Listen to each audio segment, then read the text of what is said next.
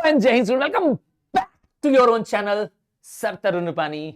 और आप मेरे राइजिंग स्टार हैं। क्लास 9th अब आने वाले समय में 10th को फेस करने वाला है, बोर्ड का स्टूडेंट बनने वाला है, तो आप मेरे राइजिंग स्टार हैं। और आज बारी है आपकी रिक्वेस्ट पर ही ज्योग्राफी का चैप्टर इंसोलेशन। इंसोलेशन, हाँ, इन मतलब आना और सोलेशन मतलब होता है सोलर एनर्जी।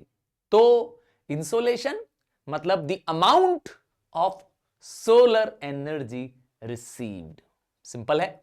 आइए इस चैप्टर को डिकोड करें, सिंपल भाषा में बताएं कि क्या है इस चैप्टर में। तो सन एक primary source of heat and light है हमारी अर्थ का, है ना। हमारे पास जो लाइट और हीट आ रही है वो सन की वजह से आ रही है। और सन का 1 of the 2 billionth part, imagine कर लीजिए मैं क्या कह रहा हूं, मतलब 2 बिलियंथ पार्ट एनर्जी में से सिर्फ 1 पार्ट एनर्जी हम सिर्फ रिसीव कर पा रहे हैं। और सन हमेशा हीट और लाइट रेडिएट करता है ऑल डायरेक्शंस में। सर ऐसा कैसे पॉसिबल है? देखिए, सन के अंदर न्यूक्लियर फ्यूजन, हाँ, nuclear fusion reaction take place करता है, जिसमें हाइड्रोजन जो सन के अंदर है वो हीलियम में कन्वर्ट हो रही होती है। इसी से उसके पास आती है ये हीट और लाइट। बात कर रहे थे किस किस टाइप की रेडिएशंस सन लाता है, तो 3 टाइप की रेडिएशंस को हमको मिलती हैं। आप बोलेंगे सर 3 टाइप? देखिए, एक तो व्हाइट लाइट है जो मैं और आप सन से देख पाते हैं, हाँ, सूरज से निकलने वाली जो व्हाइट लाइट है। दूसरी होती है इंफ्रारेड रेडिएशंस। सर ये इंफ्रारेड, हाँ, जब आपको धूप लग रही होती है, आप इमेजिन करिए आप सनलाइट में देख की तरफ देख भी नहीं रहे, देखिए आपने अपना चेहरा छुपा रखा है, बस सन की तरफ अपना हाथ रख रहा है। आप अंदर हैं, आप विंडो से अंदर हैं और आपने क्या किया है, सन की तरफ अपना हाथ बाहर कर रखा है। क्या होगा? आपको जहां सनलाइट लगेगी वहां आपको हॉट, वहां आपको गर्म लगेगा। ये है इंफ्रारेड रेडिएशन। हाँ हाँ, सूरज के अंदर होती है इंफ्रारेड रेडिएशन, और तीसरी और आखिरी होती है यूवी रेडिएशन। हाँ, ये यूवी रेडिएशंस हार्मफुल रेडिएशंस होती हैं। इसीलिए आजकल हम लोग यूवी ग्लासेस पहनते हैं। हाँ, जो लोग गर्मी के दिनों में समर्स में ब्लैक ग्लासेस पहन रहे हैं, खास करके अच्छी कंपनियों का, वो यूवी प्रोटेक्टेड होता है, मतलब अल्ट्रावायलेट रेज हमारी आंखों तक नहीं जाएंगी। एक्चुअली में ये हार्मफुल रेज होती हैं। हाँ, ये हार्मफुल रेज होती है, हमारी स्किन बर्न्स कर सकती हैं और इवन स्किन कैंसर तक कॉज कर सकते हैं। तो ये तीनों रेडिएशंस मिल करके बने हैं सोलर रेडिएशन। तो कहां से आता है सन के पास इतनी ताकत, इतनी एनर्जी? तो बताया तो, सोलर एनर्जी डिपेंड करती है सन के अंदर होने वाले न्यूक्लियर फ्यूजन रिएक्शन से। हाइड्रोजन नाम की जो गैस होती है वो कंबाइन करती है और एक इमेंस हाई टेम्परेचर पर क्या होता है, ये गैसेस क्या करती हैं, रिएक्ट करती हैं, जिससे खूब हाई हीट और एनर्जी निकलती है। बस, तो ये सोलर एनर्जी जो सोलर एटमॉस्फेयर में हमारे चारों तरफ फैल जाती है, जहां पे ये सन है उसके चारों तरफ फैल जाती है, वहां होती है एटॉमिक पार्टिकल्स, खूब सारे निकलने वाले atomic particles. In atomic particles को हम लोग कहते हैं, हाँ, इन एटॉमिक पार्टिकल्स को हम लोग कहते हैं सोलर विंड्स। हाँ, सोलर विंड सूरज से निकलने वाले जो एटॉमिक पार्टिकल्स होते हैं ये हमारे स्पेस में होते हैं। हाँ, ये चार्ज पार्टिकल होते हैं और ये हमारी अर्थ मैग्नेटिक फील्ड पर भी असर डालते हैं। बात करेंगे जो चैप्टर का नाम है, क्या नाम था? इंसोलेशन। तो the solar energy, the amount of solar energy receive by the earth. तो कितनी मिलती है? हाँ, मैंने कहा था 1/2 बिलियंथ पार्ट। तो अगर हम जो सोलर एनर्जी रिसीव कर रहे हैं, हाँ, इमेजिन करिए 100 नंबर है, हाँ, 100%, 100 एक नंबर है सोलर एनर्जी को जो हम रिसीव कर रहे हैं, उसमें से सिर्फ 51% एनर्जी हमारी अर्थ तक रीच कर पाती है। तो बाकी एनर्जी कहां जाती है सर? तो बचा 35% एनर्जी क्या करती है, वो स्पेस में वापस क्या होती है, बाउंस बैक कर जाती है। 35% of energy is reflected back into space, और सिर्फ 14% of energy is absorb by the atmosphere. तो सिर्फ 14% एनर्जी क्या हो रही है, हमारी सारी लेयर्स ऑफ एयर मिल करके एब्सॉर्ब कर रही हैं।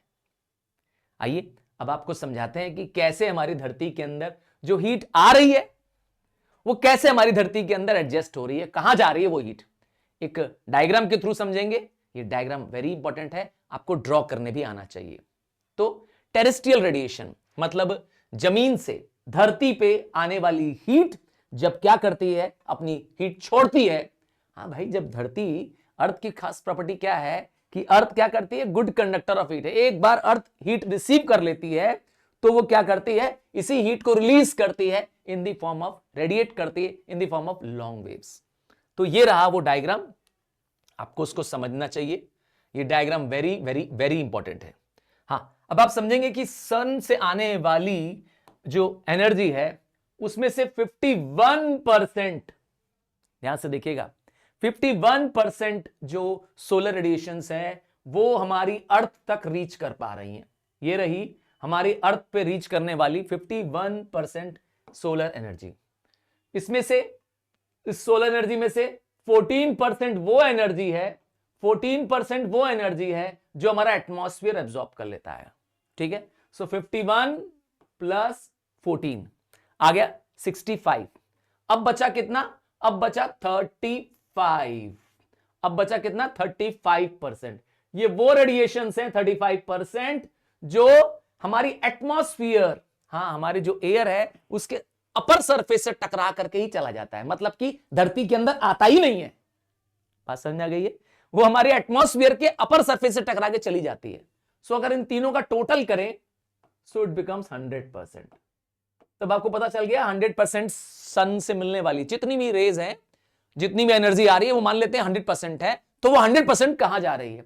51% हमारी अर्थ तक रीच कर जा रही है, हमारी धरती तक रीच कर जा रही है, और 14% हमारे एटमॉस्फेयर ने एब्जॉर्ब कर ली, हमारी एयर के लेयर ने एब्जॉर्ब कर ली। पता ही है धरती के ऊपर कई सारी लेयर्स ऑफ एयर है।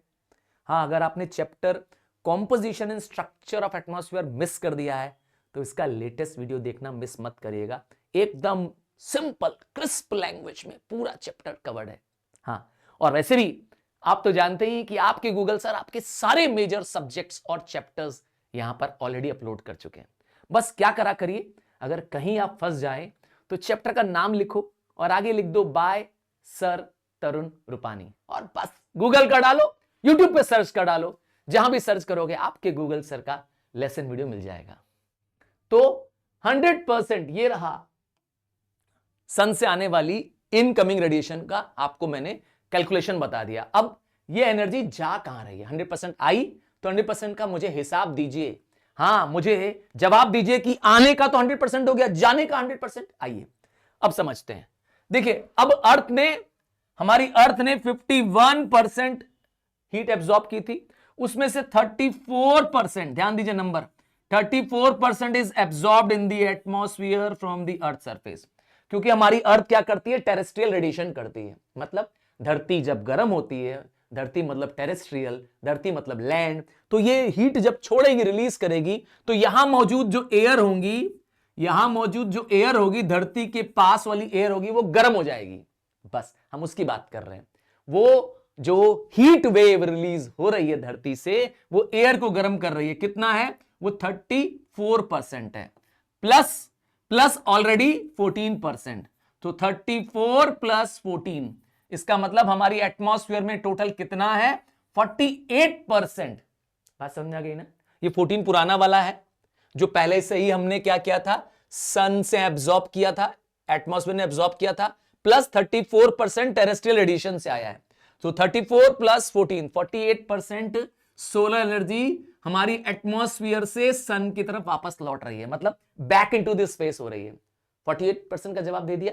बचा 51% से, देखिए यहां पर 51% था, यहां 51% था हमारे पास।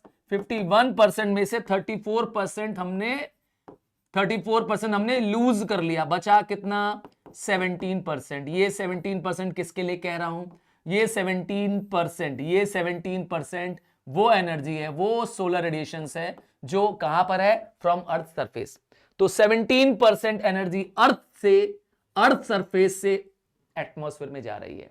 तो 48 प्लस 17, अगर आप प्लस करेंगे तो 65 आ जाएगा, और प्लस 35 जो धरती पे रिसीव ही नहीं हो रहा था, ये वो 35 सोलर रेडिएशन है जो हमारे अपर लेयर ऑफ एटमॉस्फेयर से ही क्या कर जा रहा था, बाउंस बैक कर जा रहा था। सो अब तीनों को टोटल करेंगे, जब तीनों को टोटल करेंगे तो वापस आ जाएगा 100%। तो 100% जो एनर्जी रिसीव हुई हम कहेंगे इनकमिंग सोलर रेडिएशन, और जो 100% एनर्जी रिलीज हुई जो वापस एटमॉस्फेयर में चली गई, वापस स्पेस पे चली गई, वो हो गया आउटगोइंग रेडिएशन। इस इनकमिंग और आउटगोइंग के बैलेंस को कहते हैं हीट बैलेंस। अब आप नहीं भूलेंगे, डायग्राम इंपॉर्टेंट था, इसका आपको पूरा डिटेल आना चाहिए, ठीक है, और ये ड्रॉ करने को भी आना चाहिए। हीट बैलेंस, जिस तरह से धरती में हीट आई और किस तरह से धरती से सारी हीट क्या हो गई, वापस एटमॉस्फेयर में चली गई, is called as heat balance. हाँ, टेरेस्ट्रियल बैलेंस बोलेंगे तो कंफ्यूज मत करिएगा, ठीक है। आइए अब अगली बात करते हैं। जब हम धरती में की बात करते हैं, अर्थ की बात करते हैं, तो हमारे अर्थ में कई मेथड्स हैं हीट के ट्रांसमिट होने के। हाँ, हीट ट्रेवल करती है from one place to another. कैसे, आइए इसको समझते हैं।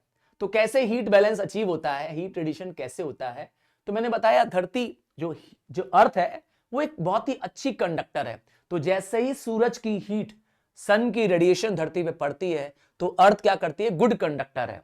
हाँ, अर्थ गुड कंडक्टर है, हीट एब्जॉर्ब कर लेती है। याद रखिएगा, अर्थ क्या करती है, जल्दी हीट एब्जॉर्ब भी करती है और जल्दी हीट रिलीज भी करती है। तो अर्थ की हीट जो एब्जॉर्ब हुई है, हाँ, और उसके नजदीक एयर, अर्थ के सरफेस के नजदीक जो एयर मौजूद है वो भी क्या हो जाती है, वार्म हो जाती है। और इस प्रोसेस को कहते हैं बाय कंडक्शन। किस प्रोसेस से वार्म होती है, तो प्रोसेस का नाम है कंडक्शन। मतलब जो धरती के नजदीक एयर है ना, जो अर्थ सरफेस के नियर बाय जो एयर होगी वो पहले गर्म होगी, और आपको पता ही है हॉट एयर क्या करती है, हाँ, राइज। क्यों, क्योंकि हॉट एयर लूज हो जाती है, हल्की हो जाती है।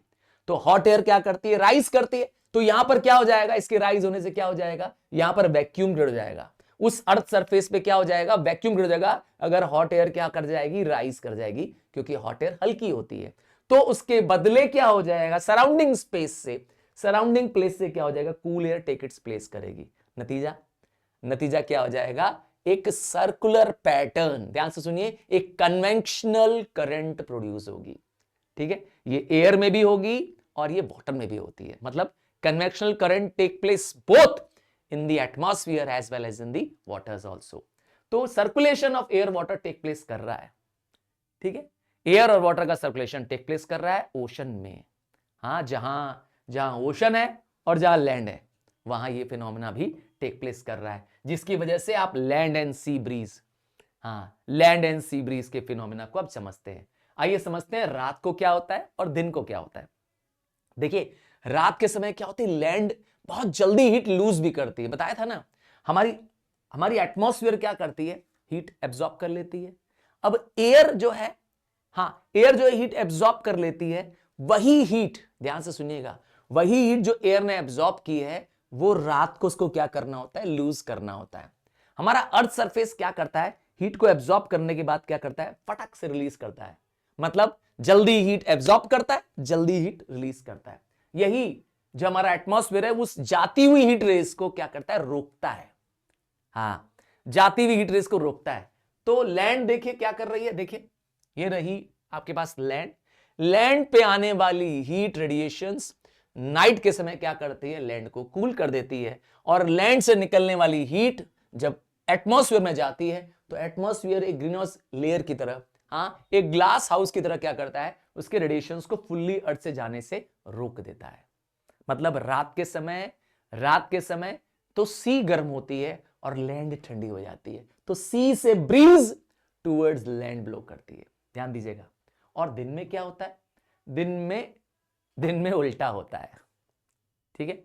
ड्यूरिंग द डे जो एटमॉस्फेयर है वो 14% ऑफ इंसोलेशन, ध्यान दीजिएगा, सूरज से मिलने वाली एनर्जी का सिर्फ कितना, 14% जो एटमॉस्फेयर एब्जॉर्ब करता है वही रेगुलेट करता है टेम्परेचर, ठीक है। और हमारा एटमॉस्फेयर क्या करता है, इस तरह से क्या करता है, हीट को एक्सचेंज करता रहता है। कभी हीट मैंने कहा वाटर से लेता है, कब लेता है वाटर से, जब रात होती है। हाँ, रात होती है तो जो सी सरफेस होती है वो मैंने कहा जल्दी ठंडे नहीं होते, हाँ, और जल्दी गर्म भी नहीं होते हैं।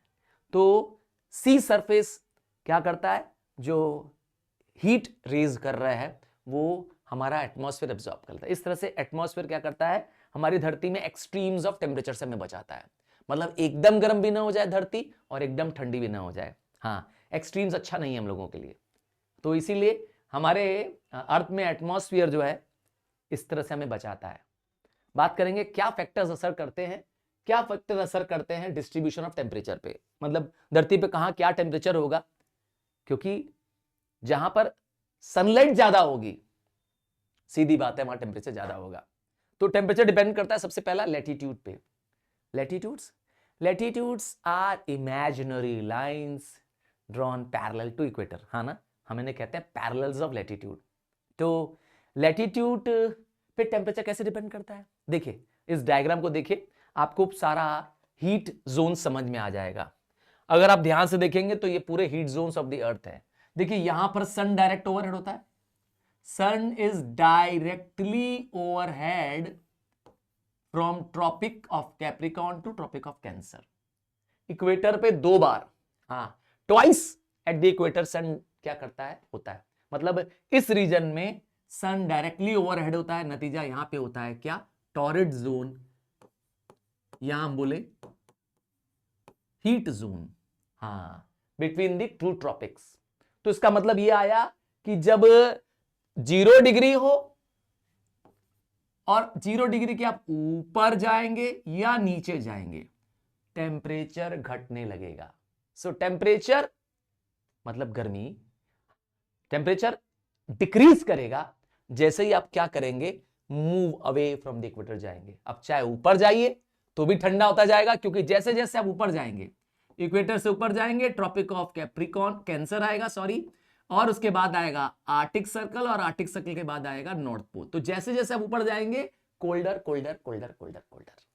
और अर्थ तो वैसे भी मैंने कहा क्या है, स्फेरिकल शेप है, तो इसकी वजह से ये फिनोमेना टेक प्लेस करता है। और एक और फिनोमेना है, देखिए सन जब धरती पे पड़ता है, सन की रेज जब धरती पे पहुंचती है तो सब जगह एक जैसी रेज नहीं पड़ती है, क्योंकि अर्थ फ्लैट नहीं है। हाँ, अर्थ फ्लैट नहीं है, अर्थ क्या है, इंक्लाइंड है। और अर्थ का शेप कैसा है, हाँ, स्फेरिकल है। इन 2 वजहों से, इंक्लिनेशन की वजह से, अर्थात अर्थ का एक्सिस, हाँ, कितनी डिग्री पे इंक्लाइंड है, what is the axis of inclination of earth, मैं नहीं बता रहा, मेरे राइजिंग स्टार्स आप बताएंगे। कमेंट बॉक्स पे मुझे लिख के बताइएगा what is the axis of inclination of earth. मतलब हमारी अर्थ ऐसे नहीं है, हमारी अर्थ ऐसे, हाँ, टिल्टेड है। और फिर आपने तो ग्लोब देखा होगा, हाँ, तो कितना डिग्री ये तुमको बताना है, मैं नहीं बता रहा, हाँ, लिखिएगा जरूर। तो स्पेरिकल शेप है हमारी अर्थ का, मतलब बॉल के जैसी है। तो इसकी वजह से क्या होता है, अर्थ पे एक जैसी सनलाइट नहीं पहुंचती, बल्कि अलग अलग एंगल्स पे पहुंचती है। जरा इसको देखिए, जो सन की लाइट है, जो सन की लाइट है, जब वो इक्वेटर के नजदीक होती है तो एक शॉर्ट एरिया में ही, तो जब कम एरिया में सन की लाइट पहुंचती है तो वहां ज्यादा गर्म कर जाती है। भाई सीधी सी बात है, एक स्मॉल सरफेस एरिया पर अगर सन की लाइट पहुंचेगी और शॉर्टर डिस्टेंस है, देखिए डिस्टेंस क्या है, बहुत कम है, सन से इसका डिस्टेंस भी कम है और सरफेस एरिया भी कम है, तो यहां पर जहां इक्वेटर है यहां पे ज्यादा टेम्परेचर होगा, यहां पे हमेशा क्या होगी, धरती गर्म होगी, ये प्लेस हमेशा गर्म रहेगी। और आप ऊपर देखिए, जैसे जैसे सनलाइट क्या हो रही है, अवे फ्रॉम द इक्वेटर जा रही है, देखिए ज्यादा सरफेस पे फैल रही है और डिस्टेंस भी इंक्रीज हो रहा है। ये जरा पोल्स की तरफ देखिए, जरा देखिए, तो अर्थ में पोल्स की तरफ सनलाइट क्या कर रही है, सबसे मैक्सिमम एरिया कवर कर रही है।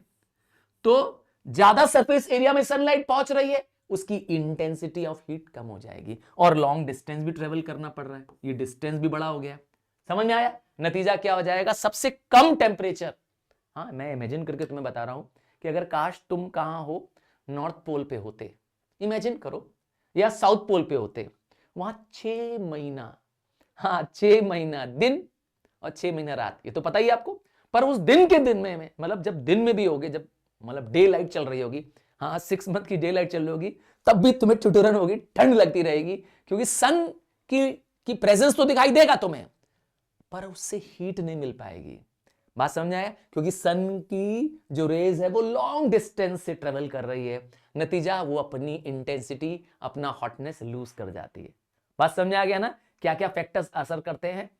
तो पहला पॉइंट था लैटिट्यूड। अब अगला पॉइंट क्या है? एल्टीट्यूड। What is altitude? ऊंचाई, height, height above the mean sea surface, इसको कहते हैं क्या? एल्टीट्यूड। और बेसिक सा रूल है, बेसिक सा रूल है कि higher we go cooler it gets, ये तो मालूम ही है।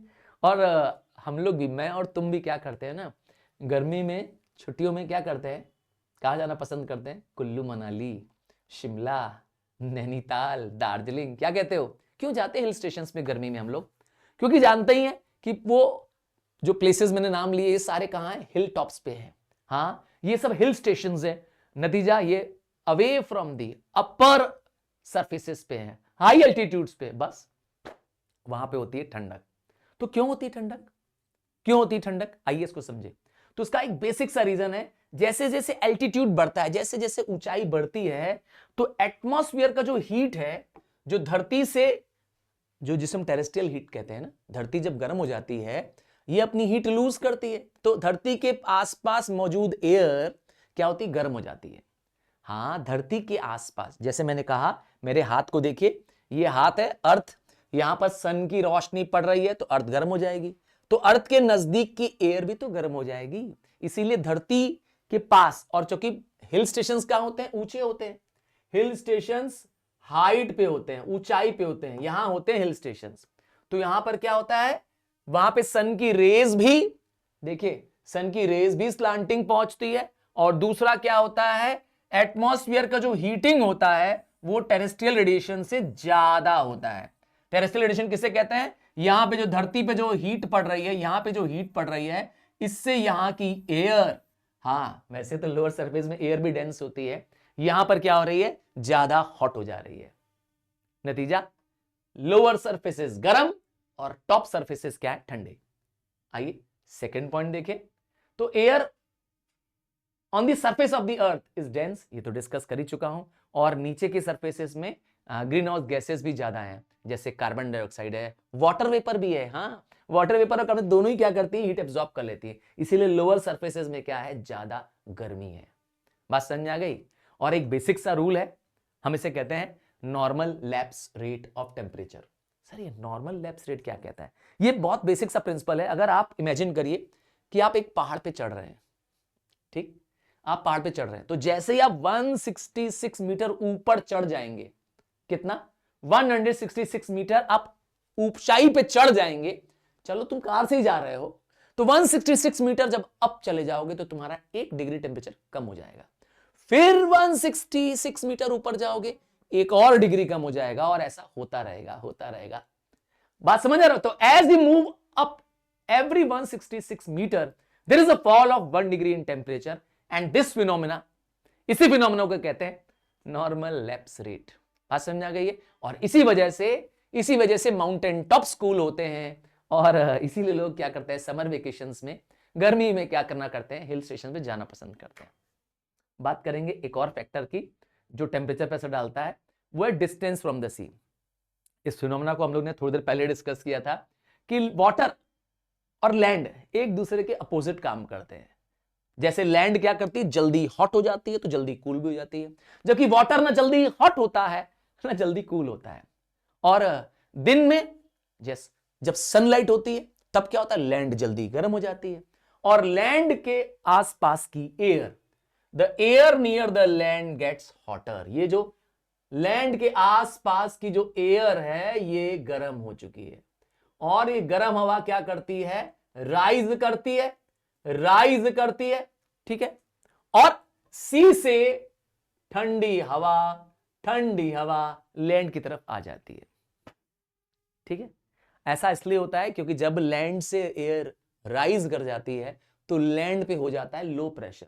क्या चीज?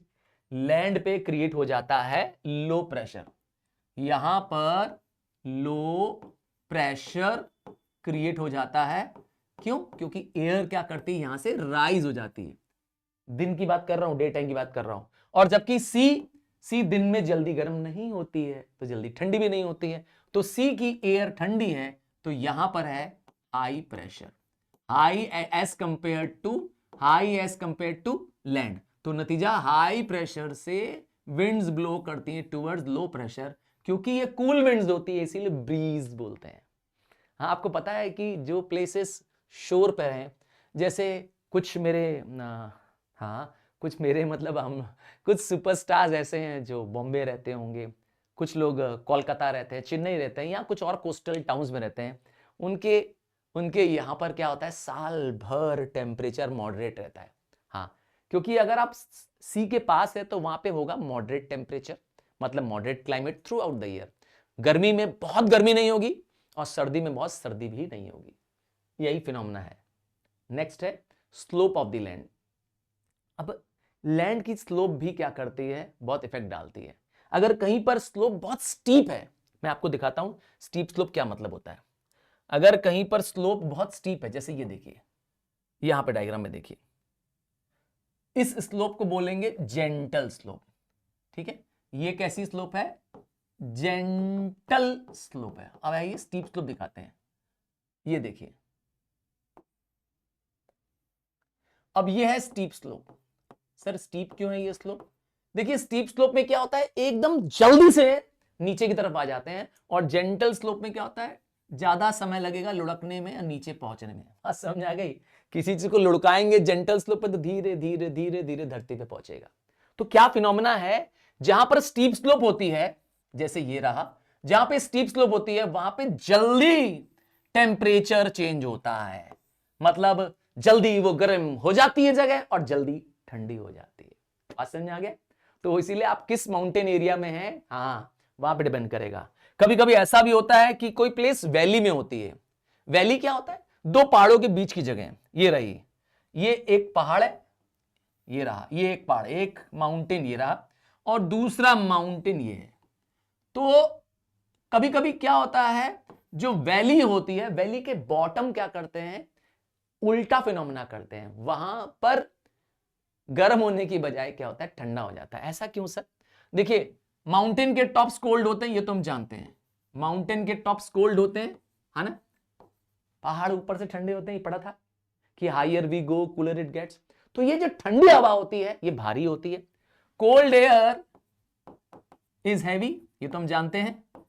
ठंडी हवा भारी होती है तो क्या करती है, वो सिंक कर जाती है। तो ये कोल्ड एयर जब सिंक करेगी, और ये प्लेस क्या है, एक वैली है। वैली जानते हैं, दो पहाड़ों के बीच की जगह। तो अब क्या होगा, सारी कोल्ड एयर यहां पर आके ट्रैप हो जाएगी। नतीजा, it is very cold at the bottom of the valley.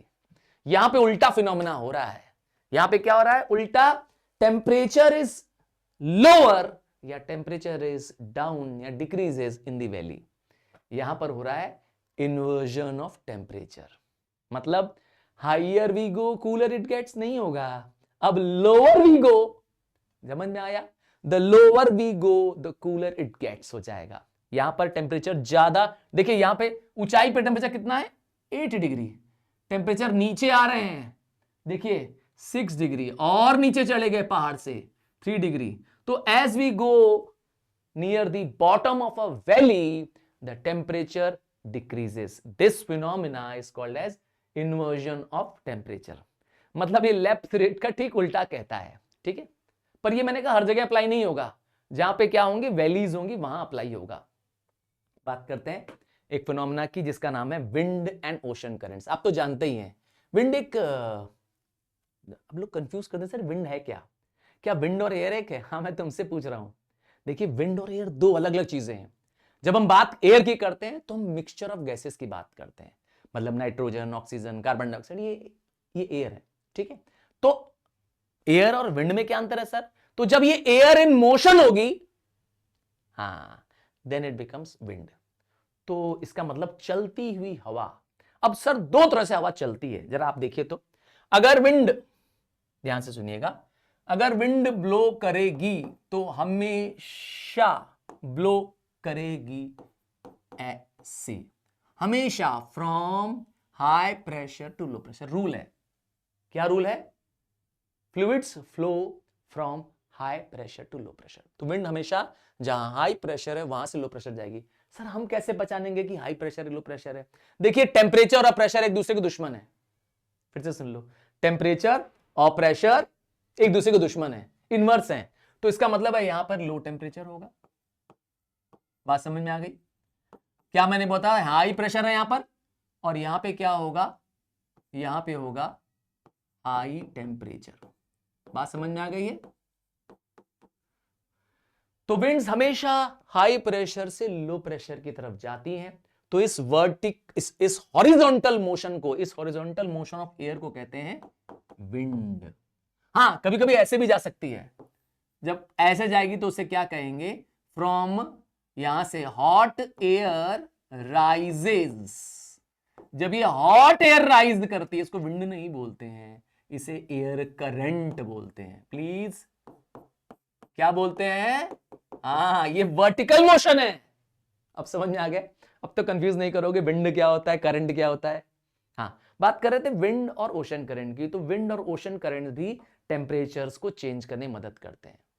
जैसे कि हम बात कर रहे थे कि ओशन करंट की, तो मैंने कहा जहां धरती में इक्वेटर है वहां पे सन की डायरेक्ट रेस पड़ रही है, तो वहां पे इक्वेटर का पानी ज्यादा गर्म होगा, वहां पे होंगी वार्म करंट्स। जैसे कि आपको एक एग्जांपल से दिखाता हूं, आइए आपको दिखाते हैं वार्म करंट्स। ये जो करंट्स के डायग्राम है, ये आपको ओशन करंट्स दिखा रहा हूं। वैसे करंट होती क्या है?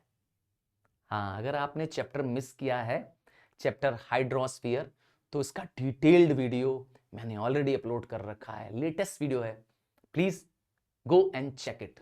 हाँ, hydrosphere by sir Tarun Rupani. हाँ, इसको आप गूगल पे सर्च कर सकते हैं, यूट्यूब पे सर्च कर सकते हैं, आपको मेरे बनाए इस लेटेस्ट वीडियो को देखना जरूर चाहिए। तो क्या दिखाना चाहते थे? जहां पे इक्वेटर है, हाँ जहां पे इक्वेटर है, ये अप्रोक्सीमेटली इक्वेटर यहां पर है अर्थ का, ठीक है। तो यहां पर सन की डायरेक्ट रेस पड़ रही है, यहां मौजूद जो, इस जगह मौजूद जो करंट्स होगी वो वार्म करंट होगी। यहां पर इक्वेटर से लेके ट्रॉपिक्स के बीच में वार्म करंट प्रोड्यूस होंगे, और वार्म करंट्स मतलब गर्म पानी। हाँ, what is current? Current is a surface flow of water over the ocean. हाँ, तो यहां पर क्या हो रहा है? वार्म करंट्स क्या करती है हमेशा, जैसे कि गल्फ स्ट्रीम एक वार्म करंट है। देखिए क्या कर रही है gulf stream? Gulf stream gulf of Mexico से ओरिजिनेट होती है और फ्लोरिडा स्टेट से होते हुए वो ऊपर की तरफ जाती है और आके न्यू फाउंडलैंड के पास एक कोल्ड करंट है जो कि आर्टिक ओशन से प्रोड्यूस हो रही है। आर्टिक ओशन में प्रोड्यूस होने वाली ठंडी करंट लैब्राडोर करंट से मीट कर रही है। देखा यहां पर? तो क्या बताना चाहते हैं कि जब करंट वार्म होगी तो वो क्या करेगी? ओशंस को वार्म कर देगी, आसपास का टेम्परेचर वार्म कर देगी, रेनफॉल कॉल करेगी, ठीक है। और अगर वो वार्म करंट आगे चले जाए, जैसे कि ये नॉर्थ अटलांटिक ड्रिफ्ट, ये क्या करती है? ये coast of the United Kingdom, ये रहा यूनाइटेड किंगडम जिसको ब्रिटेन कहते हैं, इसको क्या करती है? विंटर में भी फ्री फ्रॉम आइस कर देती है, thanks to North Atlantic Drift. हाँ, इंग्लैंड के पोर्ट, यूनाइटेड किंगडम के समुद्र तट क्या करते हैं? विंटर में भी फ्री होते हैं। हाँ, वहां पे बर्फ नहीं जम पाती क्योंकि ये वार्म ओशन करंट है। और तो और यहां पर मौजूद जो जो स्कैंडिनेवियन कंट्री है, नॉर्वे, स्वीडन, इनको भी, इनके पोर्ट्स भी, हाँ इनके पोर्ट्स भी, जैसे नॉर्वे का पोर्ट है बर्जन, नॉर्वे का पोर्ट है बर्जन, इसको भी क्या करती है? ये विंटर में भी आइस फ्री कर देती है क्योंकि ये वार्म करंट है। समझ में आ गया वार्म करंट क्या इंफ्लुएंस कर रही है? ओशंस में जहां पे वार्म करंट ब्लो करेगी वहां पर पानी गर्म हो जाएगा। अगर वो ठंडे इलाके भी हैं तो वहां पर क्या हो जाएगा? वो पोर्ट फ्री हो जाएगा, पोर्ट फ्री हो जाएगा। विंटर्स में भी वहां पर क्या होगी? आराम से क्या कर सकते हैं? शिप्स ट्रांसपोर्ट में यूज की जा सकती है। और इसका उल्टा भी हो सकता है, अगर कोल्ड करंट आ गई, जैसे लेब्राडोर आ गई, तो जहां पे कोल्ड करंट ब्लो करेगी वहां पर क्या हो जाएगा? हाँ, वहां पर फ्रोजन हो जाएगा, जैसे कि कनाडा का कोस्ट। हाँ, जैसे कि कनाडा का एरिया जहां से ये लेब्राडोर करंट ब्लो करती है। तो आई एम श्योर आपका चैप्टर इंसुलेशन पूरा क्लियर हो गया होगा, और ये सिंपलेस्ट भाषा में आपको समझाया गया था। ये सब कुछ, ये सारा लेसन वीडियो, ये सारा जो स्क्रीन पे आप डिजिटल बोर्ड पे देख रहे हैं, ये सब कुछ आपको अवेलेबल हो जाएगा हमारी वेबसाइट में। हाँ, sirtarunpani.com। और आपका चाहिए मुझे ढेर सारा प्यार, क्योंकि राइजिंग स्टार मेरे अपने स्टार हैं जो आगे जाके बनने वाले हैं सुपरस्टार्स, 10th बोर्ड के superstars. So a big love to you and I am waiting for your responses. बताइए नेक्स्ट चैप्टर क्या होगा और आप क्या चाहते हैं। So love you and really God bless you all.